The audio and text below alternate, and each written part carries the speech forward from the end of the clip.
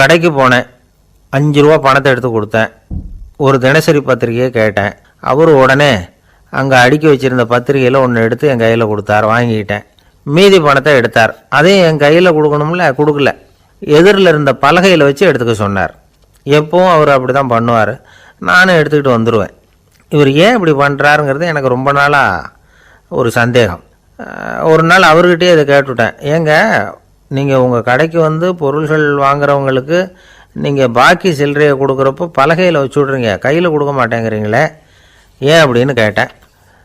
காசை கையில் கொடுத்தா நம்மக்கிட்ட இருக்கிற லட்சுமி போயிடுவா சார் அப்படின்னார். அதாவது பணம் செலவாயிடும் அப்படின்னு அர்த்தமா. இன்னொரு நண்பர், அவர் ஒரு நாள் வழக்கத்துக்கு மாறாக ரொம்ப சோகமாக உட்காந்துருக்கிறார். ஏங்க என்னாச்சு, ஏன் இப்படி கப்பலே கவிழ்ந்தது மாதிரி உட்காந்துருக்குறீங்க அப்படின்னு கேட்டேன். கப்பலே கவிழ்ந்திருந்தா கூட நான் இப்படி கவலைப்பட மாட்டேன் சார், வேற ஒன்று நடந்து போச்சுன்னார். என்னன்னு கேட்டேன். என் உச்சந்தலையில் பல்லி ஒன்று விழுந்துட்டுதுன்னார். அதுக்காகவா இப்படி அப்படின்னு ஆச்சரியப்பட்டேன். ஆமாங்க, பல்லி உச்சந்தலையில் விழுந்தால் பலன் என்னன்னு பஞ்சாங்கத்தில் பார்த்தேன், மரணம்னு போட்டிருக்கு அப்படின்னு சொல்லிவிட்டு அவர் தொடர்ந்து கவலைப்பட ஆரம்பிச்சிட்டார். இப்படியும் ஒருத்தர், என் கூட வேலை பார்க்குற ஒருத்தர் எப்படி தெரியுமா, தினமும் வலது காலை வச்சு தான் ஆஃபீஸுக்கு உள்ளே நுழைவார். என்னைக்காவது தவறுதலாக இடது காலை வச்சு உள்ளே வந்துட்டார்னா அன்னைக்கு பூரா மனசு சங்கடப்படுவார். எந்த வேலையும் சரியாக ஓடாது. கேரம் போர்டு ஆடுற ஒருத்தர் எப்போ ஆட உட்காந்தாலும் ஸ்ட்ரைக்கரை கை தவறி கீழே விழுற மாதிரி பண்ணி அதுக்கப்புறம் அதை எடுத்துக்கிட்டு ஆட உட்காருவார்.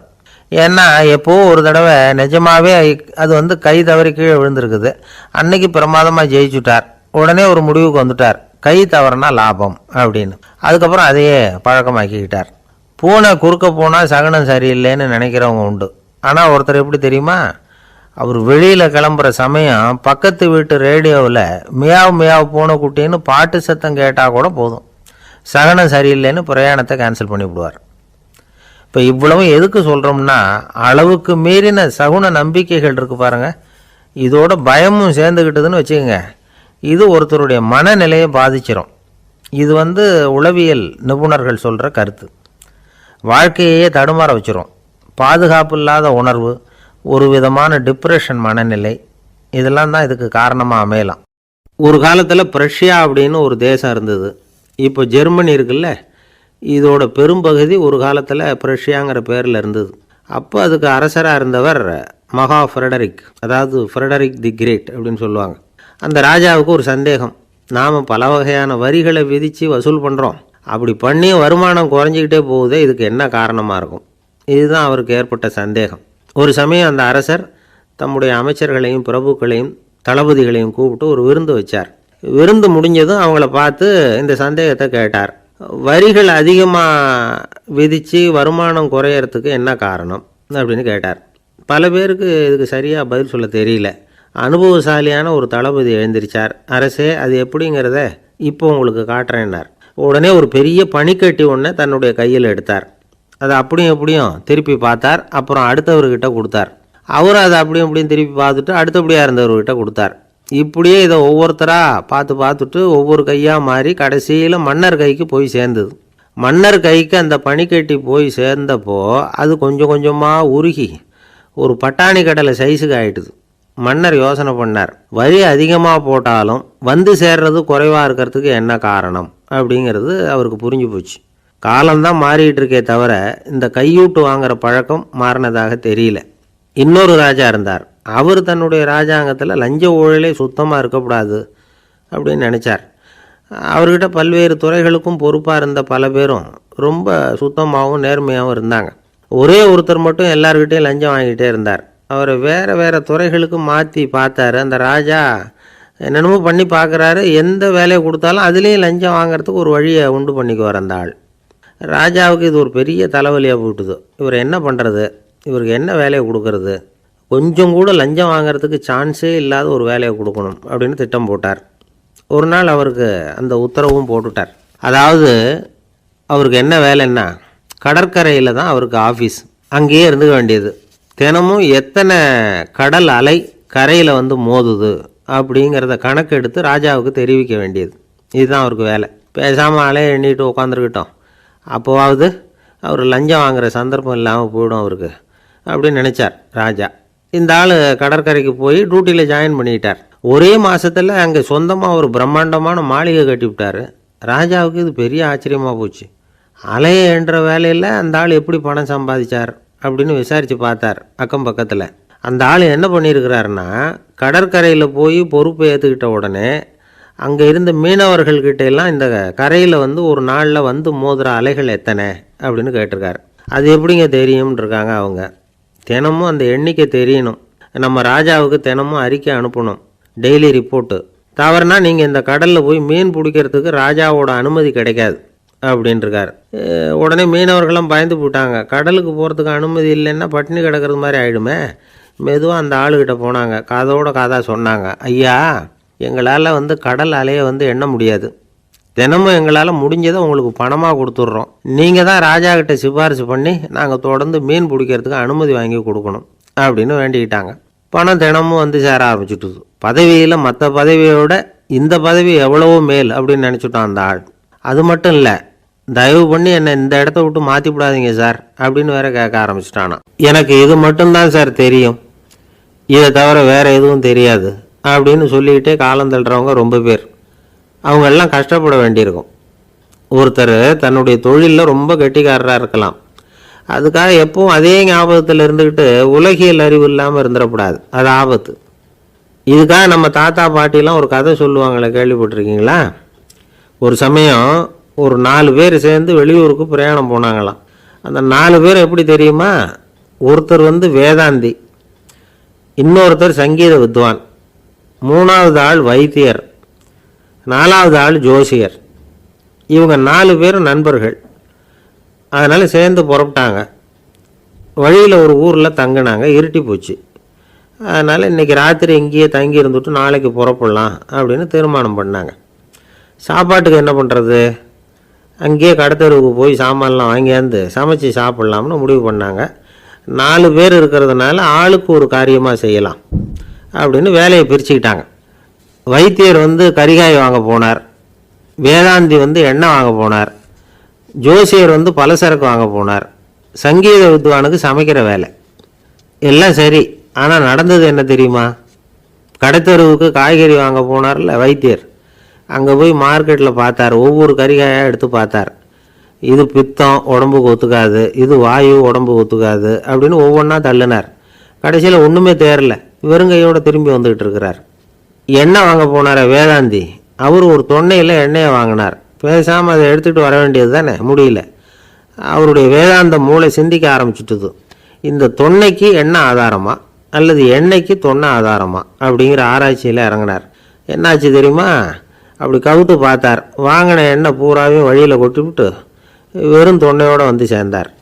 பலசரக்கு வாங்க போனார் ஜோசியர், அவர் ஒரு வழியில் பார்த்தாரு. வழியில் வந்தவங்களெல்லாம் அங்கங்கே ஒரு மரத்தடியில் உட்கார வச்சு அவங்களுக்கெல்லாம் ஆர்வம் சொல்ல ஆரம்பிச்சிட்டார். அப்படி ஒவ்வொருத்தராக சொல்லி முடிச்சுட்டு கடத்தருக்கு போய் சேர்ந்தார். இவர் அங்கே போய் சேர்றதுக்குள்ளே ரொம்ப நேரம் ஆகிட்டுது. கடையெல்லாம் பூட்டிவிட்டு போயிட்டாங்க. என்ன செய்கிறது? அவரும் வெறுங்கையோடு திரும்பி சேர்ந்தார். சரி, இவங்க கதை தான் இப்படி ஆச்சு. அங்கே சமைக்கிறதுக்காக உட்காந்துருந்தார் சங்கீத வித்வான், அவர் கதை என்னாச்சு தெரியுமா? அங்கே அவர் அடுப்பை பற்ற வச்சு ஒலையை கொதிக்க வச்சார். அதாவது ஒரு பானையில் தண்ணியை ஊற்றி அடுப்பில் வச்சார். அது கொதிக்க ஆரம்பிச்சிது. தண்ணி கொதிக்கிற சத்தம் இருக்குதுல்ல, அது இவருக்கு தாளம் போடுறது மாதிரி இருந்தது. ஒரே குஷி, பாட ஆரம்பிச்சிட்டார். பாடிக்கிட்டே உற்சாகமாக கையில் இருந்த கரண்டியால் அந்த பானையில் தட்டினார், தாளம் போடுறதா நினச்சிக்கிட்டு. அவ்வளவுதான், பானை பட்டுன்னு உடஞ்சி போச்சு. தலையில் கையை வச்சுக்கிட்டு அவரும் உட்காந்துட்டார். எந்த தொழில் தெரிஞ்சாலும் சரி, அதை புத்திசாலித்தனமாக பயன்படுத்த தெரியலன்னா ஆபத்து தான். அதுக்காக தான் இந்த கதை. ஒரு பஸ்ஸு டிரைவர் ரொம்ப கெட்டிக்காரர். பஸ்ஸை ரொம்ப திறமையாக ஆபத்து இல்லாமல் ஓட்டினதுக்காக பரிசுலாம் வாங்கினவர். அவரே ஒரு படகு ஓட்டுறதுக்காக அழைச்சிட்டு போயிருக்கிறாங்க, மோட்டார் படகு. அதையும் ரொம்ப திறமையாக தான் ஓட்டிகிட்டு போயிருக்கிறாரு. நடுக்கடலில் போனதும் படகு நின்று போச்சு. மோட்டாரில் ஏதோ கோளாறு. என்ன செய்யலாம் அப்படின்னு அந்த டிரைவரை கேட்டிருக்கிறாங்க படகுல இருந்தவங்கெல்லாம். அப்போ அவர் சொன்னாராம், கவலைப்படாதீங்க, ஒன்றும் பிரச்சனை இல்லை, எல்லாரும் கொஞ்சம் கீழே இறங்கி பின்னாடி தள்ளுங்க, மோட்டார் ஸ்டார்ட் ஆகிடும் அப்படின்னாராம். ஒரு ஊரில் ஒரு இளைஞன் இருந்தான். ஒரு நாள் அவன் ஒரு குருவை தேடிக்கிட்டு புறப்பட்டான். ஊரை விட்டு வெளியில் போனான். போகிற வழியில் ஒரு காடு. அந்த காட்டில் ஒரு மரத்தடியில் ஒரு பெரியவர் உட்காந்துருக்கிறார். அமைதியாக மௌனமாக அவர் அமர்ந்திருக்கிறார். இந்த பெரியவரை விசாரிக்கலாம், குருவை தேடி கண்டுபிடிக்கிறதுக்கு இவர் ஏதாவது ஒரு வழி சொல்லி கொடுப்பார் அப்படின்னு நினச்சிக்கிட்டு அவரை நெருங்கினான்.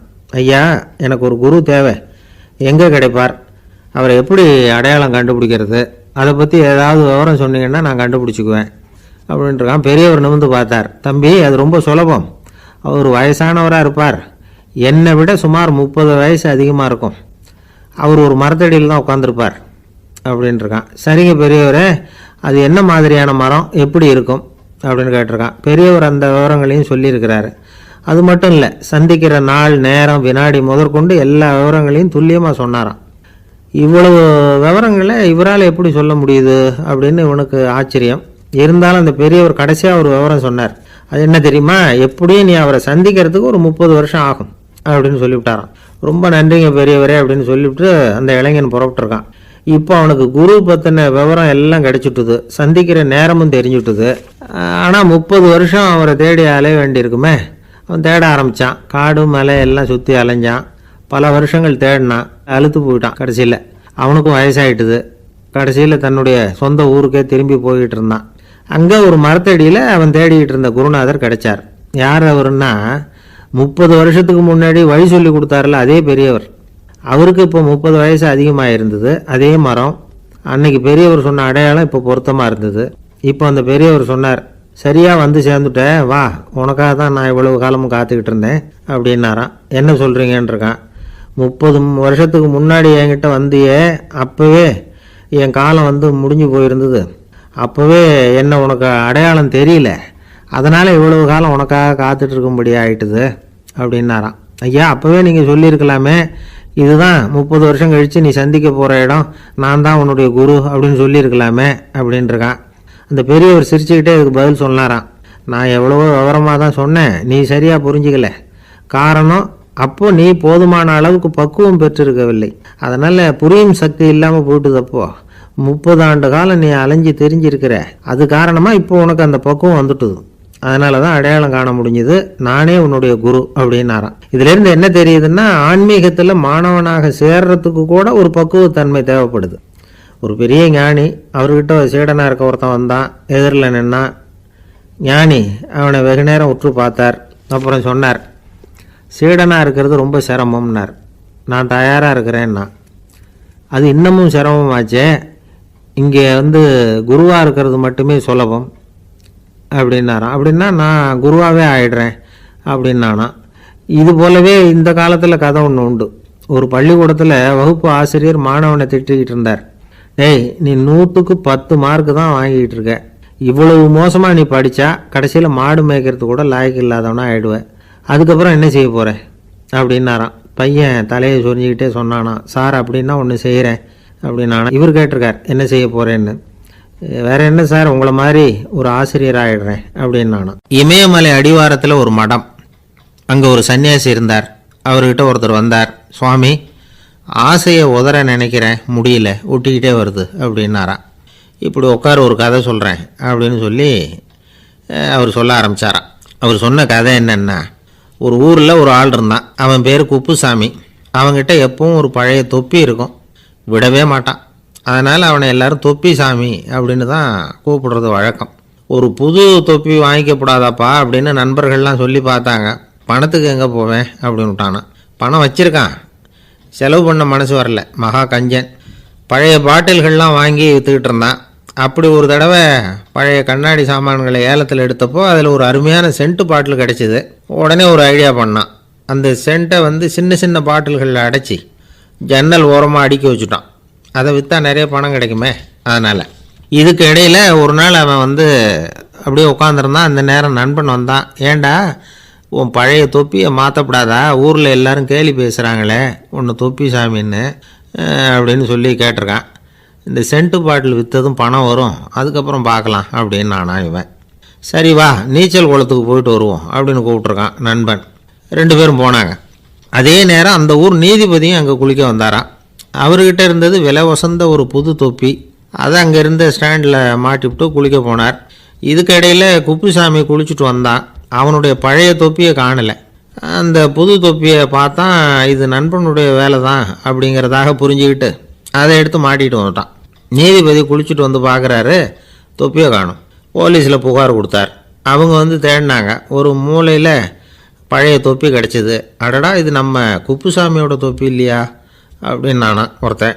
உடனே அவன் வீட்டுக்கு தேடிட்டு போயிருக்காங்க. அங்கே போய் பார்த்தா புது தொப்பி அங்கே இருக்குது. உடனே அவனுக்கு 1000 ரூபா அபராதம் போட்டாங்களாம். அவன் பணத்தை கட்டிவிட்டு ரொம்ப எரிச்சலோடு வீட்டுக்கு வந்தான்.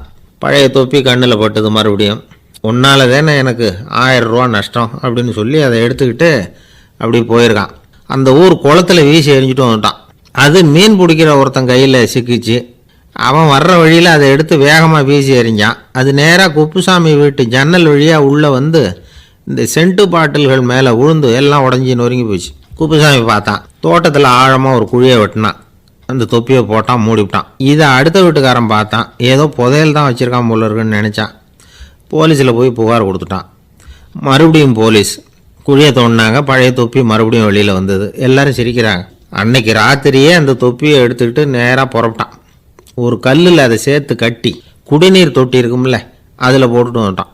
இனிமேல் என்ன பண்ணும் பார்ப்போன்னு. ஒரு நாள் திடீர்னு குழாயெல்லாம் அடைப்பட்டு போச்சு. மாநகராட்சி அலுவலர்கள் வந்து என்னன்னு பார்த்தா அந்த பழைய தொப்பி குழாயை அடைச்சிக்கிட்டு இருக்குது. இது குப்புசாமியோட தொப்பிங்கிறது தான் எல்லாருக்கும் தெரியுமே. உடனே குடிநீரை வந்து பாழாக்கணத்துக்காக குப்புசாமிக்கு கோர்ட்டு 2500 ரூபா அபராதம் போட்டுவிட்டுது. அதையும் கட்டிவிட்டு வெளில வந்தான். கடைசியாக முடிவு பண்ணான். ஒரு நெருப்பு குச்சியை கிழிச்சான். தொப்பியை கொளுத்தினான். எரிஞ்சது. எடுத்து வெளில எரிஞ்சான். கொஞ்ச நேரத்தில் தீ அணைப்பு படம் வந்துட்டுது. ஆமாம், இவன் எடுத்து எரிஞ்சது வெளியில் விழுந்து வீட்டு கூரையே பற்றிக்கிட்டு எரிய ஆரம்பிச்சுட்டுது. அவனோட பணத்தாசையும் அதோடு சேர்ந்து எரிஞ்சு போச்சான். இப்படி ஒரு கதை. இந்த கதையை சொல்லி முடித்தார் அந்த இமயமலை அடிவாரத்தில் இருந்த சன்னியாசி. இப்போ அந்த குப்புசாமி எங்கே இருக்கிறான்னு கேட்டார் எதிரில் இருந்தவர். இதோ உன் எதிரிலே இருக்கிறான், நான் தான் அந்த குப்புசாமி அப்படின்னாரான் அந்த சன்னியாசி. அந்த குப்புசாமி கிட்ட இருந்தது மாதிரி ஒரு பழைய தொப்பி நம்ம ஒவ்வொருத்தர்கிட்டையும் உண்டு. அதை எப்படி தொலைக்கிறதுன்னு தெரியாமல் தடுமாறிக்கிட்டு இருக்கிறோம். அது என்ன தொப்பிங்கிறீங்களா? அதுதான் நம்மை சூழ்ந்திருக்கிற மாயை அப்படிங்கிறார் சுவாமி சின்மயானந்தர். மெய்ஞானம் கிடைக்கிறப்போ மாயை வந்து எரிஞ்சு போகும் அப்படிங்கிறது அவருடைய கருத்து. நம்மால் ஒருத்தர் வேகமாக ஓடி வந்தார். காலில் மாட்டியிருந்த பழைய செருப்பு ரெண்டையும் ஆவேசமாக தூக்கி ஒரு கிணத்துல போட்டுட்டு வெறுங்காலோடு நடந்து வந்துக்கிட்டு இருக்கிறார். ஏன் அப்படி பண்ணீங்க அப்படின்னு கேட்டோம். அந்த செருப்புக்கு சொந்தக்காரன் வந்து பின்னாடி வந்துக்கிட்டு இருக்கிறான், அதனால் அப்படி பண்ணேன் அப்படிங்கிறார் இவர். காசியில் இருக்கிற கடவுள் காசி விஸ்வநாதர், அங்கே இருக்கிற தேவி காசி விசாலாட்சி. இவங்க 2 பேரும் ஒரு நாள் பேசிக்கிட்டு இருந்தப்போ கடவுள் சொன்னார், இந்த மனிதர்களை நாம் ரொம்பவும் நம்பிக்கையோடு தான் படைச்சிருக்கிறோம். இருந்தாலும் அவங்களுக்கு தான் நம்பிக்கை இல்லை, எதுலேயும் ஒரு உண்மையான நம்பிக்கை இல்லாமல் வாழ்ந்துக்கிட்டு இருக்கிறாங்க அப்படின்னார். என்ன அப்படி சொல்கிறீங்க? அதோ பாருங்கள், எவ்வளவு பேர் காசியை தேடிட்டு வந்து கங்கையில் குளிச்சுக்கிட்டு இருக்கிறாங்க. அவங்களெலாம் நம்பிக்கை இல்லைன்னா இவ்வளவு தூரம் தேடிட்டு வந்து இங்கே குளிப்பாங்களா அப்படின்னு நாங்கள் தேவி. சரி, அதை சோதித்து பார்க்கலாம் அப்படின்னு 2 பேரும் முடிவு பண்ணிக்கிட்டாங்க. உடனே ஒரு திட்டம் போட்டாங்க.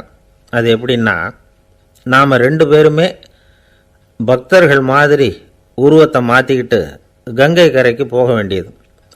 நான் வந்து கங்கையில் இறங்கி குளிக்கிறேன். கொஞ்ச நேரத்தில் சுழலில் மாட்டிக்கிட்டது மாதிரி நடிக்கிறேன். நீ உடனே கரையிலிருந்து சத்தம் போடும். என்னோடய வீட்டுக்காரரை யாராவது காப்பாற்றுங்களேன்னு சத்தம் போடும். அதோடு இன்னொன்று சொல்லு, யாராவது ஒரு புண்ணிய ஆத்மா அவர்கிட்ட போய் அவருடைய முடியை பிடிச்சி இழுக்கணும்.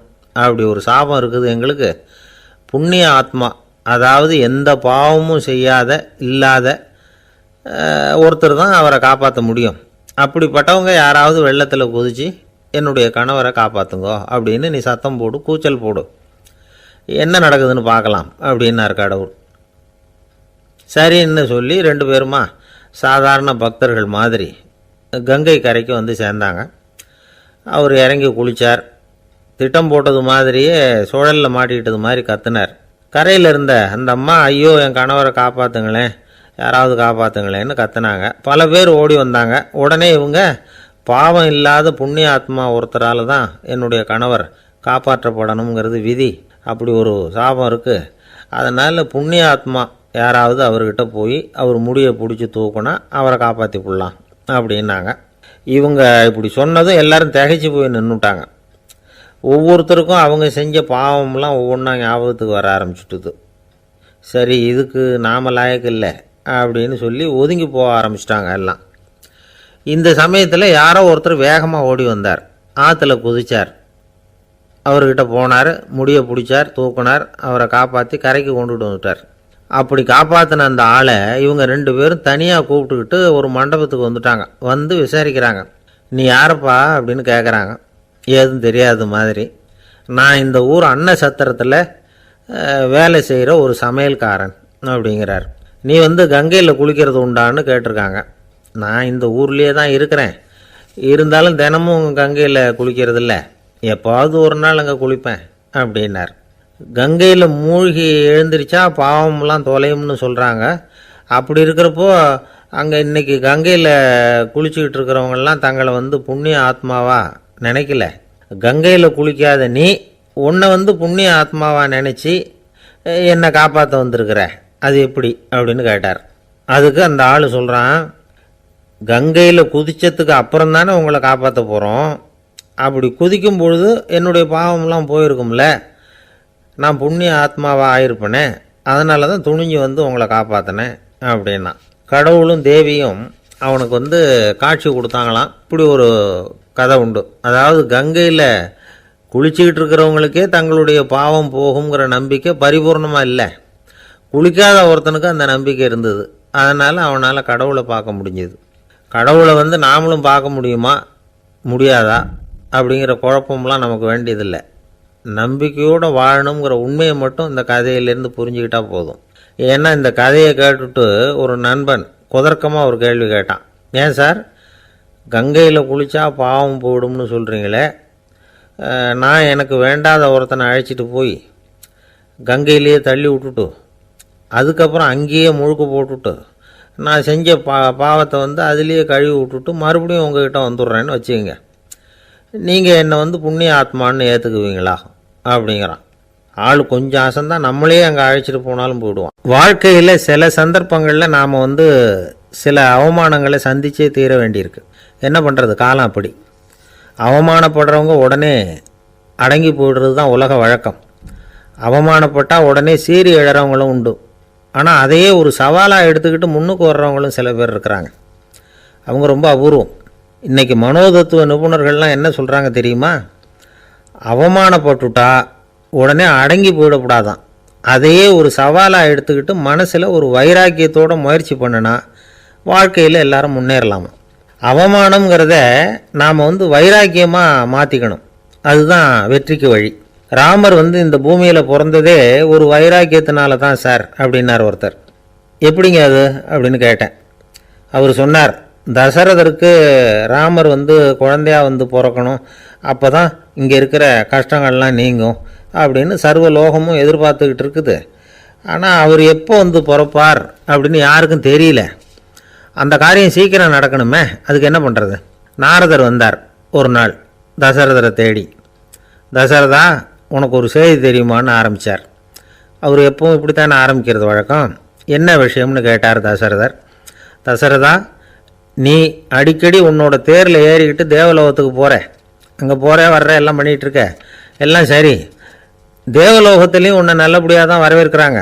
தேவேந்திரன் உன்னை பிரியமாக அழைச்சிட்டு போய் தன்னுடைய அரியாசனத்திலேயே தனக்கு பக்கத்திலேயே உட்கார வைக்கிறான். நீயும் சந்தோஷமாக உட்காந்து பேசிவிட்டு வந்துடுற. ஆனால் நீ இங்கே வந்ததுக்கு அப்புறம் அங்கே என்ன நடக்குது தெரியுமா உனக்கு அப்படின்னாரான் நாரதர். என்ன நடக்குது எனக்கு ஒன்றும் தெரியலையே அப்படின்னாரான் தசரதர். நாரதர்கிட்ட வந்து கிட்டத்தில் வந்து கேட்டிருக்கார், கொஞ்சம் சொல்லுங்கள் என்னது அப்படின்னு. அவர் நெருங்கி வந்தாரான் நாரதரும். மெதுவாக அவர் காதோட காதாக சொன்னாராம். அதாவது நம்ம பாஷையில் சொல்லப்போனால் பற்ற வைக்கிறார். நீ அங்கே தேவேந்திரங்கிட்ட உட்காந்து பேசிவிட்டு வந்த பிறகு நீ அங்கே உட்காந்துருந்த அரியாசனத்தை தண்ணி ஊற்றி கழுவி சுத்தப்படுத்துகிறாங்க. நீ என்ன அந்த அளவுக்கு சுத்தம் இல்லாத ஆளா, தினம் குளிக்காமையாக இருக்கிற அப்படின்னாராம். தசரதருக்கு இது ரொம்ப அவமானமாக போயிட்டுது. அப்படியே செய்கிறாங்க அப்படின்னாராம். ஆமாம், நீ வேணும்னா நான் சொல்கிறது உண்மையா இல்லையா அப்படின்னு சோதனை பண்ணி பார்த்துக்கோ அப்படின்னாரான் நாரதர். உடனே தசரதர் இதுக்காகவே புறப்பட்டு தேவலோகம் போனார். அங்கே வழக்கம் போலவே இவரை கூப்பிட்டு உட்கார வச்சு பேசிக்கிட்டு இருந்தான் தேவேந்திரன். கொஞ்ச நேரம் பேசிக்கிட்டு இருந்துட்டு சரி நான் கிளம்புறேன்னு புறப்பட்டார். சரி, அவனும் வாசல் வரைக்கும் வந்து வழி அனுப்பி வச்சுட்டு உள்ளே போயிட்டான். தசரதர் வெளியில் கொஞ்சம் நேரம் மறைஞ்சி இருந்துட்டு மெதுவாக உள்ளே எட்டி பார்த்தார் என்ன நடக்குதுன்னு. நாரதர் சொன்னது உண்மைதான். தசரதர் உட்கார்ந்திருந்த ஆசனத்தை அங்கே 2 தேவர்கள் கழுவி சுத்தப்படுத்திக்கிட்டு இருக்கிறாங்க. தசரதரால் இதை தாங்கிக்க முடியல. அவருக்கு ரொம்ப அவமானமாக போச்சு. நேராக கிடுகிடுன்னு தேவேந்திரங்கிட்டே போனார். நான் உட்காந்துருந்த இருக்கையே சுத்தம் பண்ணுறியே, நான் என்ன அந்த அளவுக்கு பாவியா அப்படின்னு கேட்டார். ரொம்ப கோபமாக கேட்டார். தசரதரே, மனுஷனுக்கு 3 கடன்கள் உண்டு. தேவ கடன், ரிஷி கடன், பித்ரு கடன். இதை தீர்க்காதவன் பாவியாகிறான். இதில் மகனை பெறுவதால் தான் பித்ரு கடன் தீரும். உனக்கு மகன் கிடையாது, அதனால் நீ பாவியாகிற. பாவி உட்கார்ந்துருந்த இடம்ங்கிறதுனால அதை சுத்தம் செய்ய வேண்டியது எங்கள் கடமை அப்படின்னு நானும் தேவேந்திரன். இந்த இடத்துல தசரதருக்கு ஏற்பட்ட அவமானம் ஒரு வைராக்கியமாக மாறிச்சு. தேவேந்திரனே கேட்டுக்கோ, ஒரு மகனை பெற்ற பிறகு தான் இந்த சபையில் மறுபடியும் அடி எடுத்து வைப்பேன் அப்படின்னு சொல்லிவிட்டு போயிட்டாரான். போய் புத்திர காமேஷ்டி யாகம் பண்ணார். புத்திரர்கள் பிறந்தார்கள். இந்த கதையில் உள்ள கருத்து என்னென்னா, தேவேந்திரன் தசரதரை அப்படி அவமானப்படுத்தலைன்னா அவருக்கு இப்படி ஒரு வைராக்கியம் பிறந்திருக்குமா? யோசிச்சு பார்க்கணும். நமக்கு ஏற்படுகிற சில அவமானங்களையும் வைராக்கியமாக மாற்றிக்குவோம். அப்படி மாற்றிக்கிட்டோம்னா வாழ்க்கையில் முன்னேறலாம். நம்ம ஆளுங்க சில பேர் அவமானத்தை வைராக்கியமாக மாற்றிக்கிறது எப்படி தெரியுமா? நம்மகிட்ட ஒரு பையன் சொன்னான், எங்கள் அப்பா என்னை எல்லாருக்கும் முன்னாடி வச்சு திட்டிவிட்டார், பொறுப்பு இல்லாமல் ஊர் சுற்றுறேன்னு சொல்லி அவமானப்படுத்தி விட்டார். இனிமேல் நீ என் முகத்திலேயே முழிக்காதரா போடான்னு வேற சொல்லிவிட்டார். எனக்கு ரோஷம் வந்துட்டுது. அந்த அவமானத்தை வைராக்கியமாக மாற்றிக்கிட்டேன். அன்னையிலேருந்து அவர் முகத்திலேயே முழிக்கிறது இல்லை அப்படின்னா. அப்படியான்னு கேட்டோம். ஆமாங்க, அவர் வீட்டில் இல்லாத நேரமாக பார்த்து உள்ள சமையல் கட்டுக்கு போய் சாப்பிட்டுட்டு நைஸாக வெளியில் வந்துடுவேன் அப்படிங்கிறான் அவன். ஜவஹர்லால் நேரு பிரதமராக இருந்த சமயம் அவர் ஒரு தடவை சென்னைக்கு வந்திருக்கிறார். இங்கே சில முக்கிய நிகழ்ச்சிகளில் கலந்துக்கிறதுக்காக வந்திருந்தார். ஆளுநர் மாளிகையில் ஒரு நாள் ராத்திரி தங்கி மறுநாள் புதுடெல்லி புறப்படுறதாக ஏற்பாடு. நிகழ்ச்சியிலெல்லாம் முடிச்சுக்கிட்டு ஆளுநர் மாளிகையில் தங்கியிருக்கிறார். அன்றைக்கு இரவு படிக்கிறதுக்கு ஒரு முக்கியமான புத்தகம் அவருக்கு தேவைப்பட்டது. அந்த சமயத்தில் உலக அளவில் ஒரு முக்கியமான பொருளாதாரம் சம்பந்தமான ஒரு புத்தகம் வெளியாகி இருக்கிற விஷயம் அவருக்கு தெரியும். அந்த புத்தகம் மெட்ராஸுக்கு வந்திருக்குமா, அது இங்கே கிடைக்குமா அப்படின்னு விசாரிச்சிருக்கிறார் நேருஜி. அவர் இப்படி கேட்ட உடனே அங்கே இருந்தவங்கெல்லாம் ரொம்ப பரபரப்பாக செயல்பட ஆரம்பிச்சுட்டாங்க. முக்கியமான இடங்கள்ல எல்லாம் விசாரிச்சிருக்கிறாங்க அந்த புத்தகம் உங்ககிட்ட இருக்கான்னு.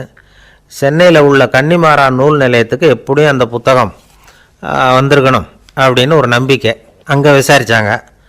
அந்த புத்தகம் 2 நாளைக்கு முன்னாடி தான் அங்கே வந்திருக்குது அப்படிங்கிற விஷயம் தெரிஞ்சுது. உடனே எல்லோரும் அங்கே ஓடினாங்க. அவங்களுக்கு இன்னொரு சந்தேகம், புத்தகம் வந்திருக்கு சரி, அதை இந்த சமயத்தில் வேறு யாரும் படிக்கிறதுக்கு எடுத்துகிட்டு போயிருக்கக்கூடாதே அப்படிங்கிற சந்தேகம் இருந்தாலும் மனசுக்குள்ளே ஒரு தைரியம். இப்படி ஒரு புத்தகம் வெளிவந்திருக்கிற விஷயமே நேருஜி சொல்லி தான் நமக்கே தெரியும். அதுவும் இல்லாமல் உலக பொருளாதாரம் சம்பந்தமான ஏதோ ஒரு புத்தகம் அது. அதை போய் இந்த நேரத்தில் அவ்வளவு ஆர்வமாக யார் எடுத்துகிட்டு போயிட போகிறாங்க அப்படிங்கிற தைரியம். இந்த தைரியத்தோடு அந்த நூல் நிலையத்துக்கு ஓடினாங்க. புத்தகத்தை தேடினா அது கிடைக்கல. யாரோ எடுத்துகிட்டு போயிருக்கிறாங்க. நேருவுக்கு மட்டுமே தெரிஞ்சிருந்த அந்த புத்தகம் பற்றின விஷயம் சென்னையில் வேற ஒருத்தருக்கும் தெரிஞ்சிருக்குது. உடனே எல்லாரும் பரபரப்பாக அதுக்குன்னு இருக்கிற ரிஜிஸ்டர் இருக்குல்ல, பதிவேடு, அதை புரட்டி பார்க்குறாங்க யார் எடுத்துகிட்டு போகிறாங்கன்னு தெரிஞ்சுக்கிறதுக்காக. எடுத்துகிட்டு போனவங்க அதில் கையெழுத்து போட்டிருப்பாங்கல்ல, அதை பார்த்து யாருன்னு தெரிஞ்சுக்கலாம் அப்படிங்கிறதுக்காக தான் அதை புரட்டுறாங்க. அதோ அந்த புத்தகத்தோட பேர் பக்கத்தில் அதை எடுத்துக்கிட்டு போனவங்க கையெழுத்து உத்து பார்க்குறாங்க எல்லாரும். அதில் போட்டிருக்குது பேர் CN அண்ணாதுரை அப்படின்னு எழுதியிருந்தது. அவர் தான் பேரறிஞர் அண்ணா. நேரு படிக்க விரும்பின ஒரு புத்தகத்தை அதே நேரம் படிக்க விரும்பின இன்னொரு தலைவர் இவர்.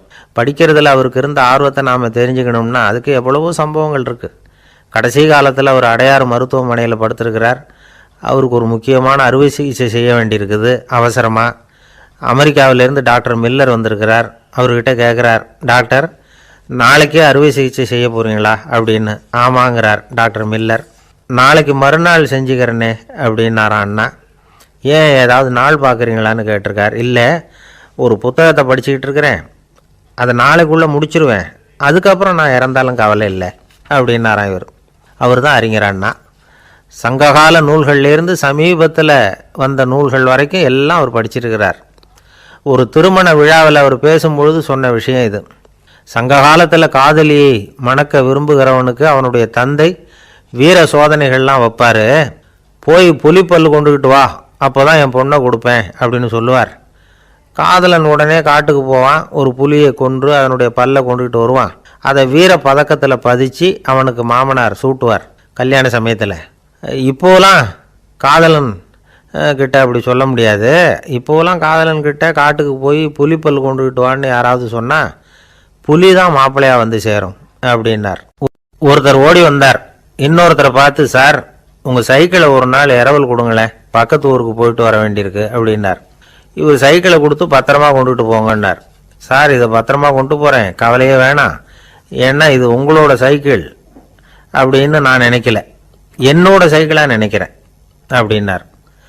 அதுக்கப்புறம் தான் இவருக்கு உண்மையாகவே பயம் வந்துட்டுது. ஏன்னா அவர் சொன்னது மாதிரி அதை தன்னோட சைக்கிளாகவே நினச்சி தள்ளிட்டு போட்டால் என்ன பண்ணுறது? எது எதை நம்முடையதாக நினைக்கணுங்கிறதுக்கு ஒரு வரையறை இருக்குது. சில பேர் ஆஃபீஸையே வீடாக நினச்சி விடுறது உண்டு. அப்படிப்பட்டவங்க கூட வீட்டை ஆஃபீஸாக நினைக்கிறது இல்லை.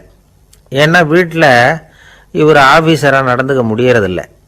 இதெல்லாம் ஒரு பக்கம் இருக்கட்டும், இப்போ விஷயத்துக்கு வருவோம். பொறியியல் மேதை டாக்டர் விஸ்வேஸ்வரய்யா இருந்தார் இல்லையா, பாரத ரத்னா விருதெல்லாம் கொடுத்தாங்களே. ஆஃபீஸ் வேலை வேற, சொந்த வேலை வேற அப்படிங்கிறதுக்கு ஒரு உதாரணமாக இருந்தவர் அவர். மைசூர் மகாராஜா கிட்ட திவானா இருந்தார். அவர் ஒரு நாள் அரசாங்க வேலை காரணமாக வெளியூர் போயிருந்தார். ஹாசன்கிற ஊருக்கு பக்கத்தில் ஒரு பயண மாளிகை, அங்கே தங்கிவிட்டார். ராத்திரி அங்கே தங்கி இருந்துட்டு விடிஞ்சதும் ஊருக்கு திரும்புறதாக திட்டம். ராத்திரி தூங்கிறதுக்கு ரொம்ப நேரம் ஆயிட்டுது. ரொம்ப நேரம் வரைக்கும் அரசாங்க சம்பந்தப்பட்ட வேலைகளையே பார்த்துக்கிட்டு இருக்கிறார். அரசாங்க ஃபைல்கள் நிறைய இருந்தது. அதையெல்லாம் ஒவ்வொன்றா எடுத்தார், படித்து பார்த்தார், பரிசீலனை பண்ணார். அதில் எழுத வேண்டியதை எழுதினார், கையெழுத்து போட்டார். ஒரு வழியாக அந்த வேலையெல்லாம் முடிஞ்சுது. அதுக்கப்புறம் என்ன பண்ணார்னா, தன்னுடைய சூட்கேஸை திறந்தார். அதிலிருந்து 2 மெழுகுவத்தியை எடுத்து கொளுத்தி வச்சார். அந்த பயண மாளிகையில் அது வரைக்கும் எரிஞ்சுக்கிட்டு இருந்த மின்சார விளக்குகளை அணைச்சுட்டார். அதுக்கு பிறகு அந்த மெழுகுவத்தி வெளிச்சத்தில் சில புத்தகங்களை தொடர்ந்து படிக்க ஆரம்பிச்சிட்டார்.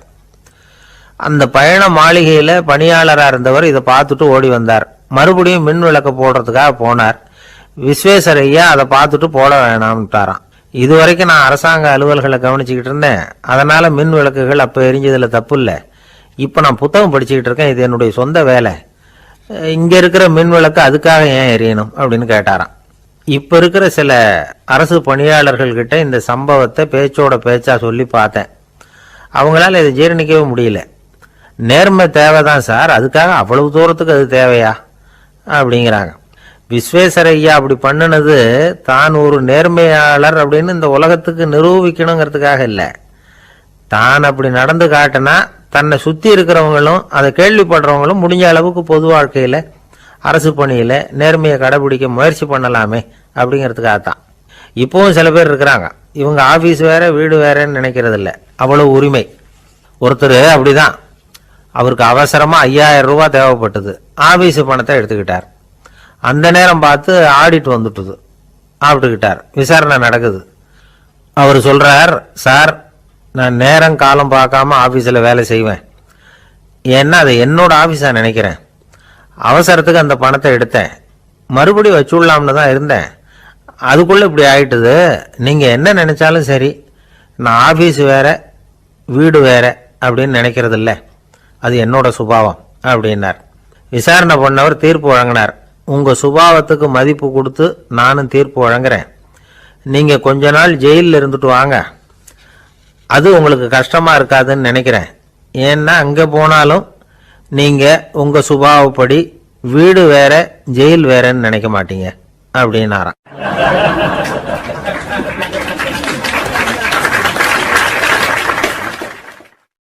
திபேத் நாட்டில் புத்த மடாலயங்கள் நிறைய உண்டு. அதுக்கு ஒரு தலைமையகமும் உண்டு. அது இந்த திபேத் தலைநகரம் லாசாவில் இருக்குது. ரொம்ப காலத்துக்கு அப்பால் அதை பற்றிலாம் நிறைய விவரங்கள் எழுதி வச்சிருக்கிறாங்க. அது இப்போவும் நமக்கு கிடைக்குது.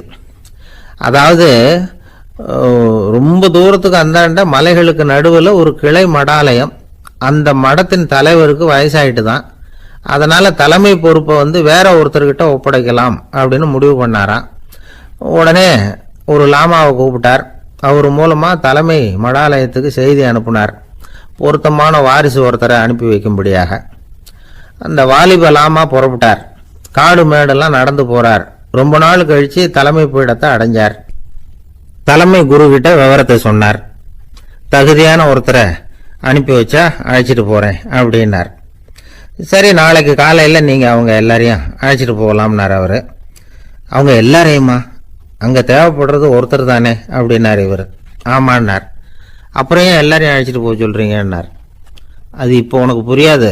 நான் ஒரு 100 பிக்குகளை அனுப்புகிறேன், அதாவது பிட்சுகளை.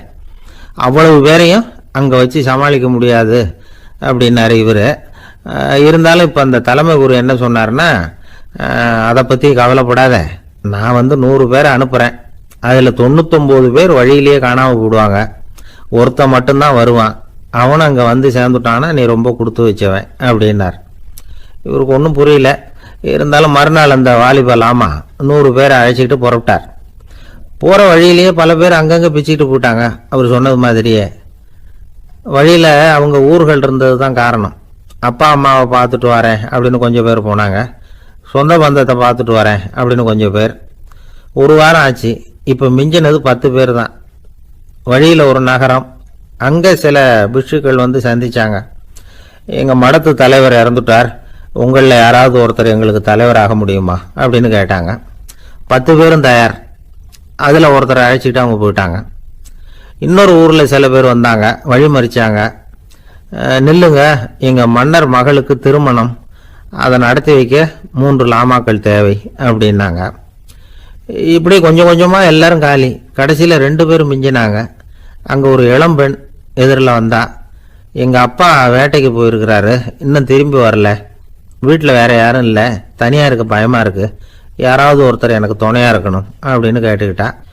எங்கள் 2 பேரில் நீயே ஒருத்தரை தேர்ந்தெடுத்துக்கோ, இல்லைன்னா எங்களுக்குள்ள சண்டை வந்துடும் அப்படின்னாங்க. இப்போ மிஞ்சினவர் ஒருத்தர். அவருக்கும் ஒரு சோதனை வந்தது. ஒரு தர்க்கவாதி எதிரில் வந்தான். உன்னோட வாதம் பண்ணணும்னா. இவனோட வாதம் பண்ணுறேன், அது முடிய ரொம்ப காலம் ஆகலாம். தர்க்கத்தில் நான் ஜெயிச்சா அங்கே வரேன், இல்லைன்னா இவருடைய சீடனை ஆயிடுவேன் அப்படின்னார் அவர். கடைசியாக அழைக்க வந்த வாலிப லாமா மட்டும் வெறும் கையோடு திரும்பி போனார். அங்கே இருந்த வயசான மடாதிபதி கேட்டார், எத்தனை பேர் அங்கேருந்து புறப்பட்டீங்கன்னார். என்னையும் சேர்த்து 101ன்னார் அவர்.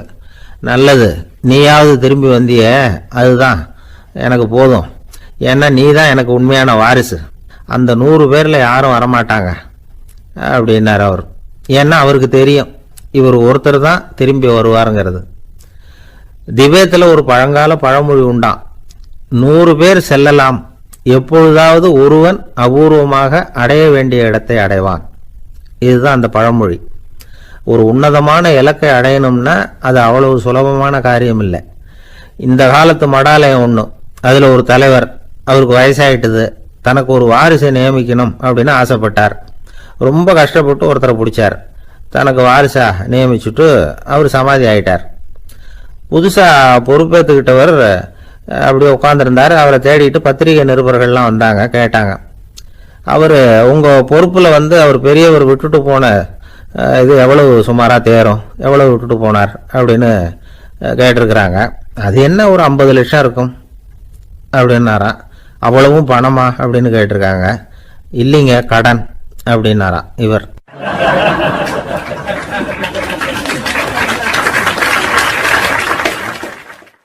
ஒரு நண்பர் யாருக்கோ ஃபோன் பண்ணிட்டு இருந்தார். அவர் பேசி முடிச்சதும் நான் அவரை பார்த்து, இப்போ ஃபோன் பண்ணீங்களே, அந்த ஃபோன் நம்பர் என்ன அப்படின்னு கேட்டேன். அவர் தலையை சொரிஞ்சுக்கிட்டார், ஞாபகம் வரலன்னார். சரி சார், அதை விடுங்க, உங்கள் மனைவி பேர் என்ன அப்படின்னு கேட்டேன். மாலதின்னார். என்ன சார் இது வேடிக்கை, கொஞ்ச நேரத்துக்கு முன்னாடி பேசின ஃபோன் நம்பர் மறந்து போச்சு. எப்போவோ கல்யாணம் பண்ணிக்கிட்ட மனைவி பேர் மறக்கல, அதை கரெக்டாக சொல்லிவிட்டீங்களே அப்படின்னு கேட்டேன். அவர் என்ன ஒரு மாதிரியாக பார்த்தார். அவர் அப்படி என்னை பார்த்ததில் ஒன்றும் தப்பு இல்லை, ஏன்னா நாம் எல்லாருமே அப்படித்தானே. ஒரு குறிப்பிட்ட காரியத்துக்காக தொலைபேசியில் ஒருத்தட்ட பேசுகிறோம், அதுக்கப்புறம் அந்த எண் நமக்கு அனாவசியம், அதனால் மறந்துடுறோம். இதுக்கு பேர் தான் தற்காலிக ஞாபகம். ஆனால் மனைவி பேரை மறந்துட முடியுமா? முடியாது. அது அவசியமான ஒன்று. அடிக்கடி அந்த பேரை உபயோகப்படுத்துகிறோம், அதனாலேயும் அது முக்கியங்கிறதுனாலேயும் அதை மறக்கிறது இல்லை. இதுக்கு பேர் நிரந்தர ஞாபகம். சரி, இந்த தற்காலிக ஞாபகம், நிரந்தர ஞாபகம், இது ரெண்டு ஞாபக அளவுகளையும் கட்டுப்படுத்துறது எது அப்படின்னா மூளைக்குள்ள நடக்கிற மின்சார நடவடிக்கைகள் தான். தற்காலிக ஞாபகம் ஒரு மின்னல் மாதிரி தோன்றி மறையுது. நிரந்தர ஞாபகம் ஒரு படிவம் போல மூளையில படிஞ்சுடுது. ஒரு சம்பவத்தின் பல பிரதிகள் மூளையில பல்வேறு பகுதிகளிலேயும் படிகிறதுனால ஒன்னு மறைஞ்சாலும் மறந்தாலும் இன்னொன்னு மறையறதில்லை. இப்படிப்பட்ட நிலைமையில தான் இந்த தொண்டையில இருக்கு, வாயில வரமாட்டேங்குது சார் அப்படிமா. ஒருத்தருக்கு எந்த துறையில ஆர்வமும் ஈடுபாடும் அதிகமோ அது சம்பந்தமான ஞாபக சக்தி அதிகமா இருக்கும். தொழிலை விரும்புகிற ஒரு டெலிபோன் ஆபரேட்டருக்கு எண்கள்லாம் நல்ல ஞாபகம் இருக்கும். அது மாதிரி கவிஞர்களுக்கு வார்த்தைகள் நல்ல ஞாபகத்தில் இருக்கும். இது ஒரு பக்கம் இருந்தாலும் ஒரு மூளை எண்களை விட எழுத்துக்களை விட படங்களை ரொம்ப சுலபமா ஞாபகத்தில் வச்சுக்குது. புரிஞ்சுக்கிற தன்மை, அனுபவம், புத்தி கூர்மை இது கூடி குறையிறத பொறுத்து ஞாபக சக்தியும் ஏறும் இறங்கும். இப்போ உதாரணத்துக்கு ஒரு பையனுக்கு படிச்சது எதுவும் ஞாபகத்தில் இல்லைன்னா அவன் அதை சரியா புரிஞ்சுக்கலன்னு அர்த்தம். இந்த மறதிங்கிறது எந்த சமயத்துல ஒரு பிரச்சனை ஆகுது தெரியுமா? உங்களுக்கு வேண்டியப்பட்ட ஒருத்தரை ஞாயிற்றுக்கிழமை சாயந்தரம் சரியா 5 மணிக்கு கடற்கரைக்கு வர சொல்லிவிட்டு அந்த நேரத்தை மறந்துட்டா அது பரவாயில்ல, வர சொன்னதையே மறந்துட்டாதான் நிலைமை மோசம்னு அர்த்தம். இப்படி இருந்தா இது சிகிச்சை எடுத்துக்க வேண்டிய நிலைமைங்கிறத புரிஞ்சுக்கணும். ஆமா, இதுக்கும் மருந்து இருக்கு. ஆனா மூளை குறிப்பிட்ட அளவுக்கும் கீழே இயங்குறப்போ இன்னொன்னு சொல்லுவாங்க, இந்த நியூரோ டிரான்ஸ்மிட்டர் அப்படின்னு சொல்லுவாங்க. அப்படிங்கிற மூளை ரசாயனம் ரொம்பவும் குறைஞ்சி போறப்போ மட்டும்தான் உபயோகப்படும். டாக்டர் என்ன சொல்றாங்க தெரியுமா? மூளையை பொறுத்த வரைக்கும் அதுல ஞாபக சக்தி அதிகமா உள்ள மூளை, மறதி உள்ள மூளை அப்படின்னு ஒண்ணும் கிடையாது அப்படிங்கிறாங்க. நினைவு வச்சுக்கிறதுக்கு பயிற்சி அளிக்கப்பட்ட மூளை, பயிற்சியற்ற மூளை அப்படின்னு வேணும்னா சொல்லலாம் அப்படின்னு சொல்றாங்க. அதனால நம்ம ஞாபக சக்திங்கிறது நம்ம கிட்ட இருக்கிற பயிற்சி, முயற்சி இதை பொறுத்து தான் அமையும். ஒருத்தர் ஒரு பென்சிலை எங்கேயோ வச்சுக்கிட்டு தேடிக்கிட்டு இருந்தார். அப்புறம் என்னமோ தீவிரமா யோசனை பண்ணி அதை ஞாபகப்படுத்தி பார்த்துக்கிட்டு இருந்தாராம். எதிரில் உட்கார்ந்து இருந்தவர் சொன்னார், பென்சிலை தானே தேடிட்டு இருக்கீங்க, அது உங்க வலது காதில் இருக்குது சார் அப்படின்னாராம் அவரு. இதுக்கு அவரு சொல்லியிருக்காரு, பென்சிலை வலது காதில் தான் வச்சிருக்கேங்கிறது எனக்கு நல்லா ஞாபகம் இருக்கு, ஆனா எது வலது காதுங்கிறது தான் மறந்து போச்சு அப்படின்னாராம். அவர் அதை தான் யோசிச்சுட்டு இருந்திருக்கிறார்.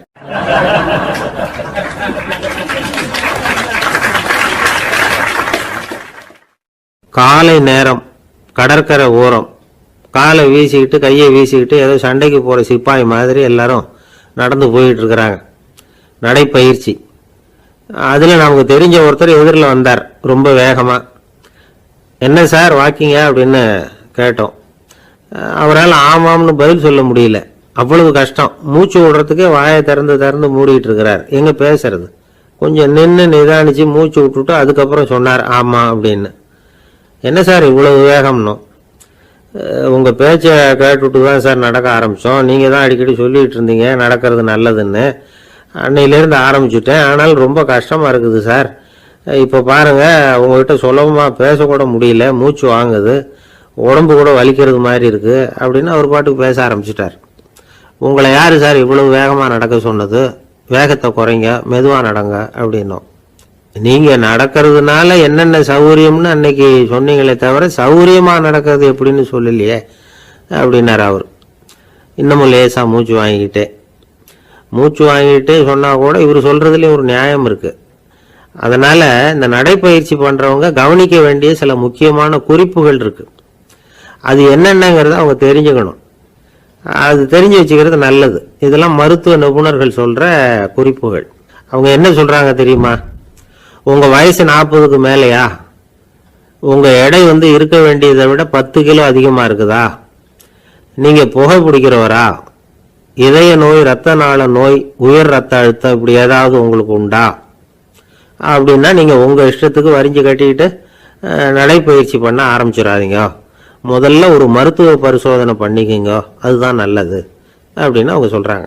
நடக்கிறப்போ, உடற்பயிற்சி செய்யறப்போ மார்பு பகுதியில அல்லது வேற எங்கேயாவது தொடர்ந்து வலி இருந்ததுன்னா பயிற்சியை நிறுத்தி விட்டு டாக்டரை போய் பார்க்கணும். நடைப்பயிற்சி பண்றப்போ உங்க சக்திக்கு தகுந்த மாதிரி மெதுவா அதிக கஷ்டம் இல்லாம முன்னேறலாம். அங்க என்ன போட்டியா வைக்கிறாங்க? முந்திக்கிட்டு போய் என்ன பண்ண போறோம்? பரிசா வாங்க போறோம். அதனால நிதானம் அவசியம் அப்படிங்கிறது அவங்க ஆலோசனை. தொந்தரவு கொடுக்காத ஷூ, ட்ரெஸ் இதுகளை உபயோகப்படுத்துங்க. பாதத்துல ஆடு தசை இருக்குல்ல, அங்க ஏதாவது பிரச்சனை இருந்ததுன்னா டாக்டரை பாருங்க. அந்த பாதத்துல வலி வரும் அந்த இடத்துல. வெயில் காலமாக இருந்தால் தலைக்கு தொப்பி வச்சுக்கோங்க. பனியில் நடந்தாலும் அப்படி தான், தலையை பத்திரமா பார்த்துக்குங்க. நம்மக்கிட்ட ஏதோ கொஞ்சம் உருப்படியாக தெரியறது அதுதானே. உடற்பயிற்சிக்கு முன்னாடி பின்னாடி பயிற்சி செய்கிறப்போ நிறைய தண்ணி குடிக்கலாமா. முதல் 1 மாதத்துக்கு கொஞ்சம் தளர்த்தியாக சாவகாசமாக நடக்கலாம். மணிக்கு 3 அல்லது 4 கிலோமீட்டர் வேகம்னு வச்சுங்களேன். அதுக்கப்புறம் வேகத்தை அதிகப்படுத்தலாம். மணிக்கு 6 அல்லது 8 கிலோமீட்டர் அளவுக்கு நடக்கலாம். நல்லா கையை வீசிக்கிட்டு நடக்கணும். மூச்சு விடுற எண்ணிக்கை அதிகரிக்கணும். இது மாதிரி ஒரு 30 நிமிஷம் நடக்கலாம். தனியாக நடந்து போகிறதுக்கு உங்களுக்கு என்னமோ மாதிரி இருக்குதா, கூட யாரையாவது சேர்த்துக்குங்க. ஒரு குரூப்பாக சேர்ந்து போகலாம். நடக்கிறதுங்கிறத ஒரு சந்தோஷமான சமாச்சாரமாக ஆக்கிக்கணும். தினம் இப்படி நடக்க வேண்டி இருக்குதே அப்படின்னு புலம்பிக்கிட்டே போகக்கூடாது. சில பேர் நடக்கிறப்போ கடந்த காலத்தை அசை போட்டுக்கிட்டே போவாங்க. சில பேர் வருங்காலத்தை அசை போட்டுக்கிட்டே போவாங்க. சில பேர் முக்கியமான திட்டம்லாம் இப்படி நடக்கிறப்போ தான் தீர்மானம் பண்ணுவாங்க. நடக்கிறதுனால மன இறுக்கம் குறையுது, பரபரப்பு குறையுது, மன ஆற்றல் பெருகுது, தன்னம்பிக்கை வளருது, முதுமை தள்ளி போகுது, செயல்திறன் அதிகரிக்குது. இதை தவிர உடம்புக்கும் பல விதமான சௌகரியங்கள் ஏற்படுது. அதனால இதுவரைக்கும் நடக்க ஆரம்பிக்காதவங்க இனிமே இந்த குறிப்புகளை கவனத்தில் வச்சுக்கிட்டு நடக்க ஆரம்பிச்சுடலாம். சார்லஸ் லேம்ப் அப்படின்னு ஆங்கில இலக்கிய மேதை ஒருத்தர், அவர் ஒரு தரம் உடம்பு சரியில்லைன்னு டாக்டர்கிட்ட போனாராம். டாக்டர் அவரை பார்த்துட்டு, நீங்கள் தினமும் காலையில் வெறும் வயத்தில் நடக்கணும் அப்படின்னாராம். வெறும் வயத்தில் நடக்கிறதுக்கு நான் தயார், ஆனால் வயிறு கிடைக்கணுமே சார், யார் வயத்து மேலே நடக்கிறது டாக்டர் அப்படின்னு கேட்டாராம் இவர்.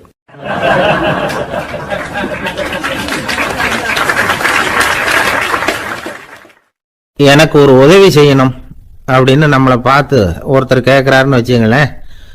உடனே நாம் அவரை பார்த்து என்ன உதவின்னு கேட்போம். இதுதான் சராசரி மனிதர்களின் இயல்பு.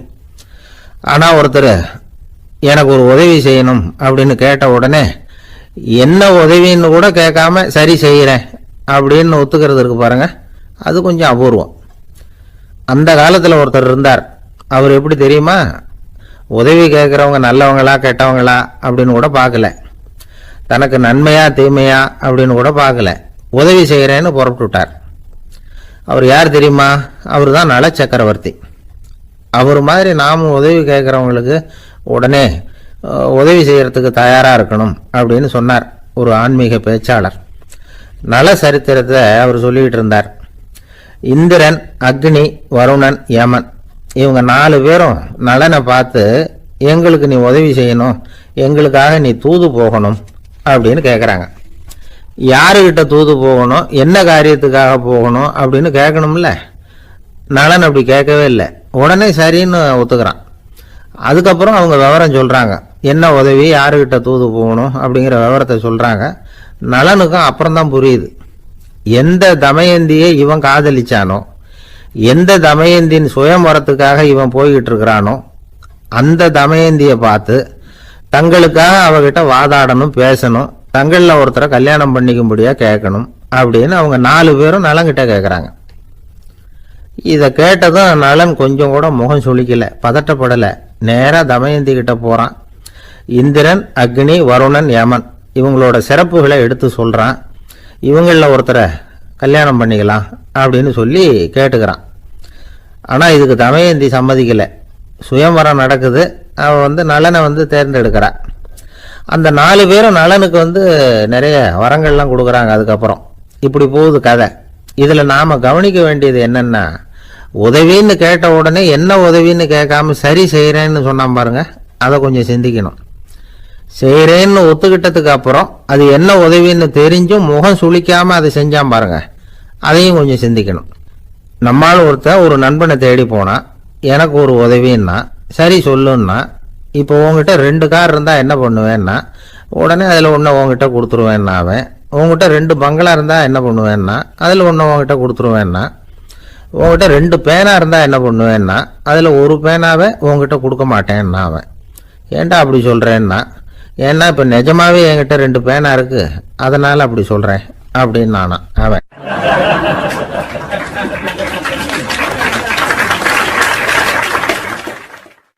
ரொம்ப பேருக்கு கூட்டத்தில் பேசுறதுன்னா பயம். நமக்கு ஒன்றும் தெரியாதுன்னு மற்றவங்க நினச்சிடக்கூடாதுங்கிற எண்ணம் தான் இதுக்கு காரணம். ரொம்ப முக்கியமான ஒரு கூட்டம்னா பயமும் அதிகமாக இருக்கும். முக்கியமானவங்கெல்லாம் வருவாங்களே, அவங்கெல்லாம் நம்மளை பற்றி மட்டமாக நினச்சிருவாங்களே அப்படிங்கிற பயம் வந்துடும். ஆனால் மேடை பேச்சுங்கிறது அவ்வளவு கடினமான ஒரு காரியம் இல்லைங்கிறாங்க அது சம்பந்தமான நிபுணர்கள். யாரும் பேச்சாளர் ஆகலாம், இது ஒன்றும் பெரிய கிஃப்ட் கிடையாது அப்படின்னு அவங்க சொல்றாங்க. நீங்க ஒரு சிறந்த பேச்சாளர் ஆகணுமா அப்படின்னா அதுக்குன்னு சில ஆலோசனைகளை சொல்லி வச்சிருக்கிறாங்க அனுபவசாலிகள். முதல் ஆலோசனை என்னன்னா, உங்க பேச்சு எளிமையா இருக்கணும். ஏதாவது ஒரு கருத்து அல்லது 2 கருத்து சொன்னா போதும். 20 அல்லது 30 கருத்துக்களை சொல்லிட்டே போகக்கூடாது. 2வது ஆலோசனை, நீங்க என்ன பேச போறீங்கிறது முதல்ல உங்களுக்கு நல்லா புரியணும். அதுக்கப்புறம் தான் அதை அடுத்தவங்களுக்கு புரிய வைக்க முடியும். எப்படி ஆரம்பிக்க போறோம், எந்த கருத்தை முக்கியமா வலியுறுத்த போறோம், எப்படி முடிக்க போறோம் அப்படிங்கிறத முதல்ல நல்லா சிந்திச்சு மனசுல வச்சுக்கணும். கடைசியா என்ன சொல்றீங்களோ அதுதான் கேட்கறவங்க மனசுல நிற்கும். 3வது ஆலோசனை என்னன்னா, உங்க பேச்சு சுருக்கமா இருக்கணும். ஒரு 15 நிமிஷம் பேசுறது ரொம்ப பொருத்தம். மணிக்கணக்கில் பேசிக்கிட்டு இருக்கிறது நல்லதில்லை. 4வது ஆலோசனை, நீங்க பேசுறது உண்மையா இருக்கணும். உங்களுக்கு உண்மையான அனுபவங்கள் இருக்கும், அதை சொல்லலாம். உங்களுடைய உண்மையான அனுபவங்களை மற்றவங்களோட பகிர்ந்துக்கணும், அதுதான் முக்கியம். 5வது ஆலோசனை, ஆரம்பத்தில் கொஞ்ச நேரம் உங்களை பற்றியும் எதிரில் உள்ளவங்களை பற்றியும் சம்பந்தப்படுத்தி ஏதாவது பேசி ஒரு நெருக்கத்தை ஏற்படுத்திக்கணும். ஒவ்வொருத்தரும் இப்போ ஒரு பேச போகிறது நம்ம சம்பந்தப்பட்டது அப்படின்னு நினைக்க ஆரம்பிச்சிருவாங்கல்ல, அதுக்கப்புறம் அவங்க கேட்க தயாராயிட்டாங்கன்னு அர்த்தம். எதிரில் உட்காந்துருக்கிற கூட்டத்திலிருந்து 3 பேரை தேர்ந்தெடுங்க. அதாவது வலது பக்கம் ஒருத்தர், நடுவில் ஒருத்தர், இடது பக்கம் ஒருத்தர். அதாவது உங்களை ரொம்ப கனிவாகவும் ஆர்வமாகவும் பார்க்குறவரா பார்த்து தேர்ந்தெடுத்துங்க மனசுக்குள்ள. நீங்க பேசும்பொழுது என்ன பண்ணணும்னா, இவங்களை நேருக்கு நேராக மாறி மாறி பார்த்துக்கிட்டே பேசுனீங்கன்னா நீங்க ஏதோ ஒட்டுமொத்த கூட்டத்தையும் பார்த்து பேசுறதாக ஒரு உணர்வு அது ஏற்படுத்திவிடும். 6வது ஆலோசனை என்னன்னா, சொற்பொழிவுன்னா நீங்க பேசணும், படிக்கக்கூடாது. எழுதி படிக்கிறது நல்லா இருக்காது. குறிப்புகள் வேணும்னா வச்சுக்கலாம். படிக்கிறது பேப்பர்லேருந்து வர்றது மாதிரி இருக்கும், பேசுறது இதயத்திலேருந்து வர்றது மாதிரி இருக்கும். அப்புறம் 7வது ஆலோசனை சொல்றாங்க, அது என்னன்னா, மேடையில் ஏறி நின்ன உடனே இயல்பா மூச்சை இழுத்து விட்டுங்க, இயல்பு நிலைக்கு வாங்க, அதுக்கப்புறம் இயல்பா பேச ஆரம்பிக்கலாம் அப்படிங்கிறாங்க. இவ்வளவு பேச்சு கலையில் வல்லுநர்களா இருக்கிறவங்க சொல்லுகிற ஆலோசனைகள். இதையெல்லாம் கடைபிடிச்சா நமக்கும் அதுக்கும் வெகு தூரம்னு நினைச்சுக்கிட்டு இருந்த ஒண்ணு இப்ப கிட்டத்துல நெருங்கி வந்துடும். நாம சொல்றபடியெல்லாம் அது கேட்கும். ஒரு பேச்சாளர், அவருக்கு சுருக்கமாவே பேச தெரியாது. மேடையில ஏற்றி விட்டுட்டா போதும், ஆரம்பிச்சிருவார், நிறுத்த மாட்டார், பேசிக்கிட்டே இருப்பார். ஒரு தடவை அவர் ஒரு கூட்டத்தில் ரொம்ப நேரம் பேசிக்கிட்டே இருக்கிறார். எதிரில் பொறுமை இழந்த ஒருத்தர் தன்னுடைய கை கடிகாரத்தை காட்டினார். அதை கவனிச்ச பேச்சாளர், மன்னிக்கணும், கை கடிகாரம் நான் கொண்டுகிட்டு வர மறந்துட்டேன், அதுதான் நேரம் போனதே தெரியல அப்படின்னு சொல்லியிருக்கிறார். இதுக்கு அவர் சொன்னாராம் கோபமா, ஏய்யா கடிகாரத்தை தான் பார்க்க முடியல, மறந்துட்டேன், பக்கத்தில் மாட்டிருக்கிற கேலண்டரையாவது பார்க்கப்படாதா அப்படின்னாராம்.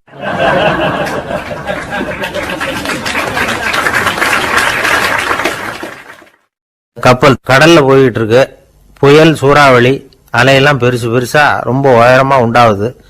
கடுமையான காற்றிலேயும் வேகமான அலைகள்லேயும் சிக்கி அந்த கப்பல் தடுமாறுது. திசை மாறி போச்சு. எந்த பக்கம் போயிட்டு இருக்கிறோம்னே தெரியல. அந்த கப்பலை செலுத்திக்கிட்டு இருந்த மாலுமி ரொம்ப சாமர்த்தியமா செயல்பட்டார். தன்னுடைய அறிவாற்றலையும் திறமையையும் முழுமையா பயன்படுத்தினார். அந்த கப்பலை கட்டுப்படுத்தினார்.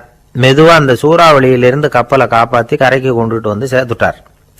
மாலுமின்னு ஒருத்தர் இருந்ததுனால அந்த மரக்கலம் காப்பாற்றப்பட்டது. மாலுமின்னு ஒருத்தர் இல்லைன்னு வச்சுக்கோங்க, அந்த கப்பலோட கதி என்னவா இருக்கும் யோசிச்சு பாருங்க. ஒரு கோபக்காரனுடைய நிலைமையும் அப்படித்தானா.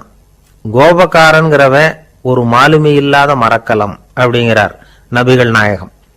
கொந்தளிக்கிற கடல்ல கொடுமையான அலைகளின் உச்சியில அல்லல் படுகிற மரக்கலத்தை விட மோசமானது கோபக்காரனின் நிலைமை அப்படிங்கிறது அவருடைய கருத்து. அது மாதிரி இதுன்னு சொல்லல, அதை விட மோசம் இது அப்படிங்கிறார். ஏன் தெரியுமா? ஒரு கப்பல் கடல்ல தடுமாறினா அதை சரிப்படுத்த மாலுமி இருக்கிறார். அவர் தன்னுடைய சாமர்த்தியத்தினால அதை கட்டுப்படுத்தி சரியான வழிக்கு கொண்டுட்டு வந்துருவார். ஆனா கோபக்காரனுடைய நிலைமை அப்படி இல்லை அப்படிங்கிறார் நபிகள் நாயகம். மனித மனம் ஒரு மரக்கலம், அறிவு அதுல இருக்கிற மாலுமி. மாலுமி மரக்கலத்தை செலுத்துறான், அவனுக்கு கட்டுப்பட்டு அது ஓடுது. ஆனா கோபக்காரன்கிற மனுஷங்கிட்ட அறிவுங்கிற மாலுமி சரியா வேலை செய்ய மாட்டான். ஏன்னா கோபம் அந்த மாலுமியின் கண்களை அவிச்சிரும், காதுகளை கேட்காம பண்ணிவிடும். கண்ணையும் காதையும் மூடிவிட்டு கப்பலை ஓட்டுனா எப்படி ஓட்டுறது? அதனால கோபக்காரன் மாலுமி இல்லாத மரக்கலம். இடி மின்னல்ல மாட்டிக்கிட்டு கஷ்டப்படுற கப்பல் மாதிரி கஷ்டப்படுறான். பெரியவங்கள்லாம் என்ன சொல்றாங்க? உனக்கு கெடுதல் பண்ணவனுக்கும் நீ நன்மையை செய், எவருடைய விருப்பு வெறுப்பையும் பொருட்படுத்தாதே. பரம எதிரிக்கும் நீ நன்மை செய்ய ஆரம்பிச்சா உன்னுடைய தூய நிலையை பார்த்துட்டு அவனும் உனக்கு நெருக்கமான நண்பனா ஆயிடுவான். இதுதான் பெரியவங்க நமக்கு சொல்லி இருக்கிறது. புனித குர்ஆன் சொல்றது என்ன? தீமையை நன்மையை கொண்டே நீர் தடுத்து கொள்ளும் அப்படின்னு சொல்லப்பட்டிருக்கு. அதுல இன்னா செய்தாரை ஒருத்தல் அவர் நாண நன்னயம் செய்து விடல் அப்படிங்கிறார் திருவள்ளுவர். செல்வந்தர் ஒருத்தர்கிட்ட ஒரு சிறுவன் வந்து ஆடு மேய்ச்சிக்கிட்டு இருந்தானா. பெரியவர் அவனை கூப்பிட்டு, நீ நேரா போய் ஒரு ஆட்டுல உள்ள ரொம்ப நல்ல பகுதி எதுவோ அதை எடுத்துக்கிட்டு வா அப்படின்னாராம். இவன் போனான். ஒரு ஆட்டு உடம்புல இருந்த நாக்கு, இருதயம், இது ரெண்டையும் எடுத்துட்டு வந்து கொடுத்தானா. பெரியவர் வாங்கி பார்த்தார். அதுக்கப்புறம் இப்ப நீ போய் இன்னொரு ஆட்டுல இருக்கிற ரொம்ப கெட்ட பகுதி எதுவோ அதை எடுத்துட்டு வா அப்படின்னாராம். இவன் போய் எடுத்துட்டு வந்தான். அவன் கையில் இருந்தது மறுபடியும் அதே மாதிரி நாக்கு, இருதயம், இது ரெண்டும் தான். என்னது இப்பவும் அதையே கொண்டுட்டு வந்திருக்கிற அப்படின்னாராம் பெரியவர். இவன் சொன்னானா, ஒரு உடம்புல உள்ள ரொம்ப நல்ல பொருளும் இதுதான், ரொம்ப கெட்ட பொருளும் இதுதான் அப்படின்னானா. இளம் வயசுல இப்படி பதில் சொன்னவர் தான் பேரறிஞர் லுக்மானுல் ஹக்கீம் அவர்கள். கோபப்படாம இருந்தா இது ரெண்டும் நல்லா வேலை செய்யும், கோபப்பட்டா இது ரெண்டும் மோசமா வேலை செய்யும். அதை புரிஞ்சுக்கிறதுக்காகத்தான் இன்னைக்கு இந்த தகவல். கோபம் வந்துட்டா நாம என்ன செய்யறோங்கிறது நமக்கே தெரியாது. ஒருத்தர் டாக்டர் கிட்ட போனார் அவசரமா. டாக்டர், எனக்கு இப்ப கடுமையான கோப வெறி, எனக்கு கண்ணு மண்ணு ஒன்றும் புரியல, உடனடியாக அதை கட்டுப்படுத்தணும், உடனே இதுக்கு ஏதாவது ஒரு மாத்திரை கொடுங்க ப்ளீஸ் அப்படின்னார். அந்த டாக்டரும் உடனே ஒரு மாத்திரையை கொடுத்து, இதை உடனே போடுங்க, நான் தண்ணி கொண்டுட்டு வரேன்னு உள்ள போனார். தண்ணியோடு திரும்பி வந்தார். இவரு சொன்னார், டாக்டர், நீங்க கொடுத்த மாத்திரை ரொம்ப பெருசா இருந்தது, இருந்தாலும் கஷ்டப்பட்டு முழுங்கிட்டேன்னார். டாக்டர் சந்தேகத்தோட மேசையை பார்க்கிறார். பார்த்தா மாத்திரை அங்கேயே இருக்குது, பேப்பர் வெயிட்ட காணல.